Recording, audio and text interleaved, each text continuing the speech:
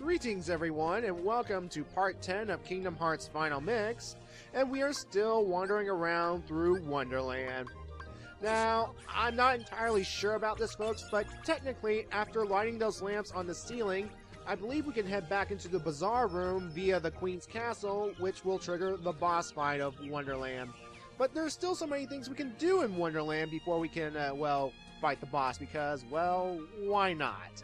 I want to explore, I want to see what kind of things Wonderland will give me, what kind of treasures I can find, what kind of secret rooms I can, find, and yeah.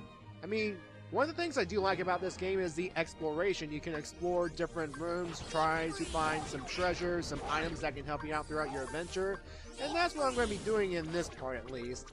Don't worry folks, I'll get to the boss, well, next part, spoilers. But right now, this part's dedicated to exploring, and, who knows, maybe you want to find some secrets when you play this game, you know?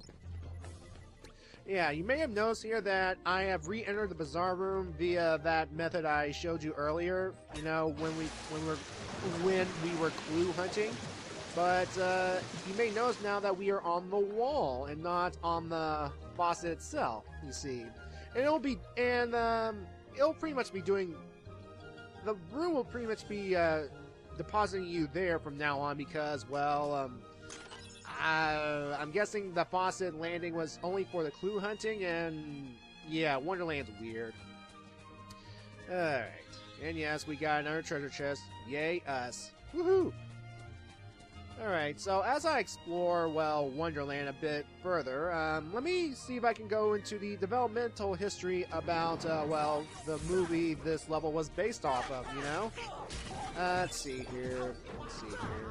Okay, apparently Walt Disney had a fascination with Lewis Carroll's work and wanted to make a movie out of it. And it was pretty much one of those. It was delayed for a long time. There's developmental issues, you know, that sort of thing. I mean, Disney had a bunch of other works he was going through. I mean, first of all, it was his first animated feature, Snow White and the Seven Dwarfs, and then a whole bunch of other, you know, movies such as, let's see what he tried to work on beforehand. Let's see. Sorry. I'm just looking at this right now, so, yeah. Yeah, he was working on Pinocchio, Fantasia, and Bambi, so, yeah, he's been shelving Alice in Wonderland for, well, a long time. But he finally managed to get it made and released in 1951, where it proved to be, well, a flop, as it were. Well, back then, anyway. It wasn't pretty much a big success. I mean, from what I'm reading right here, Walt Disney was not expecting a huge critical response like critics and stuff, because he intended his version of Alice in Wonderland to be more of a family-friendly experience, you see. And of course, Lewis Carroll and them would be objected to that sort of thing because, you know, the drug references, and it's supposed to be more adult-oriented and stuff. But alas, the general public, well, they weren't fans of it. And it only made $2.4 million at the box office. That's by 1951 standards. I mean, what would it be today if one were to convert it into, well, today's numbers? So, yeah. Now, let's see. However, it's one of those cases where, you know, the whole vindication by history sort of thing comes into play, because from what I'm reading right here, it took about a couple of decades, but people were starting to actually recognize the idea of, well, Alice in Wonderland to, like, especially with those, during the times where drugs are prevalent, you know, the 60s and 70s and such, and it looks like this movie was released in the college circuit, you know, because, who knows? And eventually, it gained quite a bit of popularity, and, the rest, as they say, is history. I mean, it's been released on videos and all sorts of things, and yeah, it gained a new audience, and it was very popular enough to, well, put it in this game for one thing, and to make a video game on its own. Yeah, this Alice in Wonderland got its own video game, believe it or not. And It was released in October of 2000 for the Game Boy Color, and I don't know how successful that was. I can't really tell. I could look it up, but why bother? Also, there is a whole Tim Burton movie of Alice in Wonderland that's kind of a quote-unquote unofficial sequel to the whole Alice in Wonderland story, and I mean, it's live action, but still, Disney released a special release of the anime movie to celebrate it, so yeah. And yes, folks, I went through a chimney in the Bazaar Room to wind up in, well, another part of the Bazaar Room. Again, it's bizarre, it's weird, it's kooky, and it's, yeah. Anyway, folks, I'm trying to clear out all the enemies first so that, well, I can have free reign on the wall, because there are some things I do want to get on the, well, this side of the Bazaar Room, and I don't want any freaking Heartless getting in my way. Come on, fat buddy. Come here, Tubby. Come here, Porker. Oh, Goofy leveled up. No, that's Donald. Donald, I'm sorry. Yeah, the little indicators on the left when you level up are, well, color-coded, you see. Red is Sora, blue is Donald, and Goofy is green. And I like it because it actually matches the colors of the clothing they wear, you see. Alright, let's light these lamps right here, and the first one here will have a portrait up here. And let's light up this guy right here. Go. And this lion head will produce a chest, and let's see what's inside. What we get? Ooh, defense up. Ooh, alright. This is a perfect time to explain this, folks.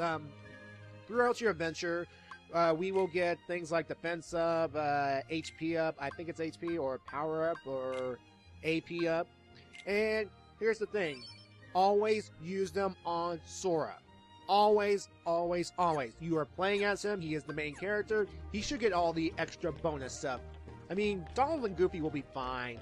No worries about them, you see. Anyway, what you want to do here is trying to knock this bear down from the wall. It's a little difficult, but once you figure out what to do, it should be no problem.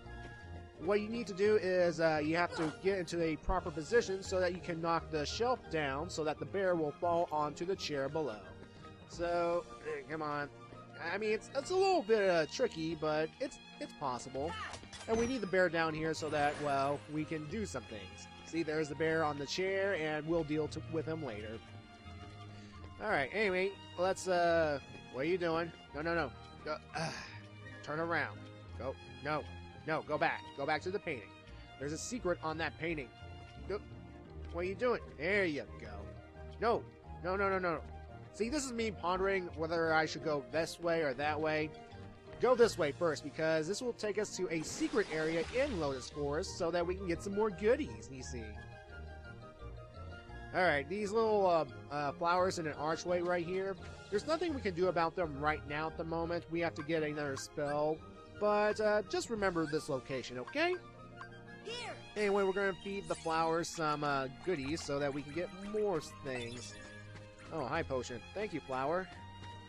And you may notice around here that there's actually a white Trinity mark on the ground. For the moment, we cannot do anything for right now, so we're just going to move onward, I guess. Yeah. Now, I want to go back to this whole concept of meddling with the other worlds. It's something that's definitely emphasized in this game, but never brought back because of I don't know why.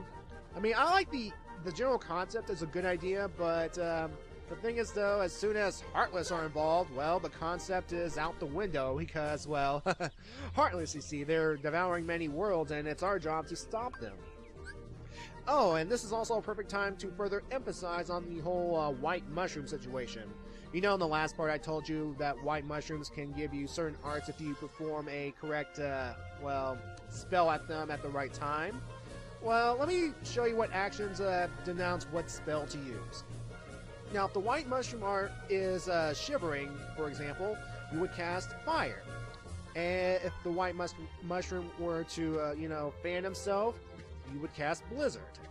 Now, if you see the white mushroom with that orange, I think that's orangey, light above its head, you would cast something else. Something that I will get later on and I will use on the mushroom. But since I only have Blizzard and Fire, we're going to get those arts. And the problem with the mushroom is, another problem I would like to explain is, well, visibility, really. Like, for example, Goopy is in the freaking way. I cannot see what kind of action that the white mushroom would do. It's like, okay, one, I appreciate Donald and Goopy not attacking these things because I think they recognize they're good Heartless.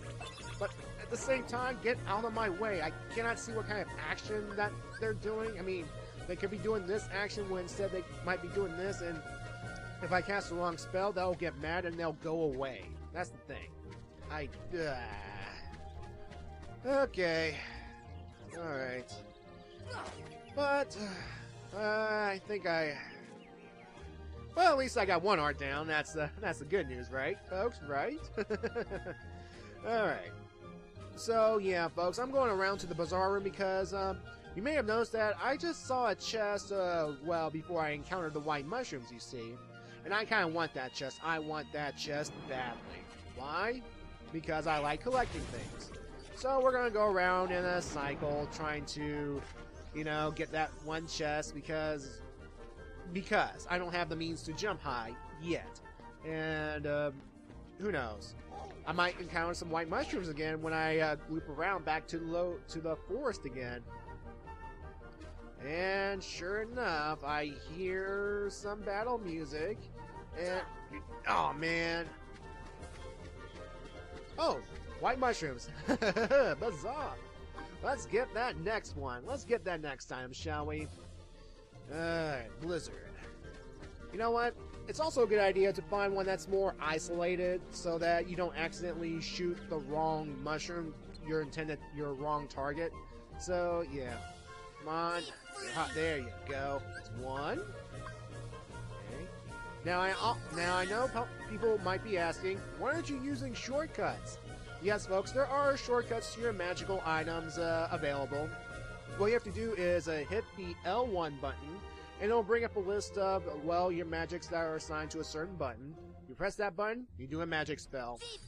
I know about it, but it's been a while since I've played this game, so you're going to find me a little rusty in the beginning, so yeah. But don't worry, folks, by the next world, I will figure out the shortcut system. In the meantime, you're just going to see me struggle just a little bit, okay?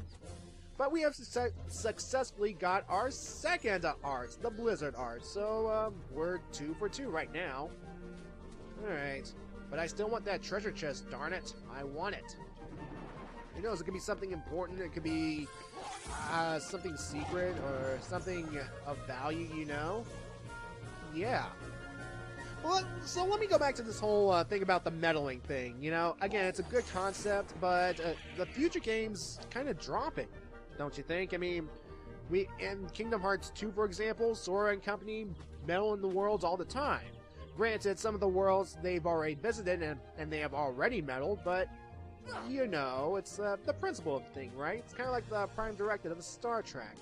But, though, in those situations, well, sometimes people meddle in the affairs of other worlds just 'cause, you know? And all of that for just a gummy piece. Yeah, we can get gummy pieces and treasure chests well, so that we could upgrade our gummy ship if we want to.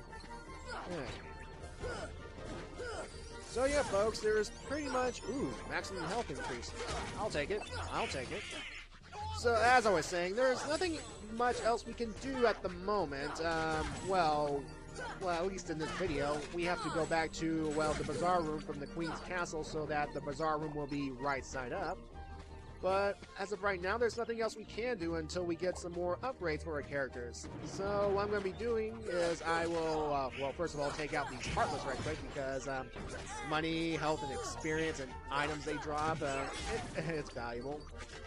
And then afterwards, I'm probably going to save so I can, well, head on to the bazaar room from the upright position and prepare myself for the upcoming boss battle. Because, yeah, don't worry, folks, I'll be leaving Wonderland in part 11. So, yeah. I mean, I'm going to try and make my visits as short as possible, but at the same time, I want to explore. I want to show you what a world has to offer in terms of goodies and, exploration, as you can see. Yeah. Alright, let's collect that money and let's get going.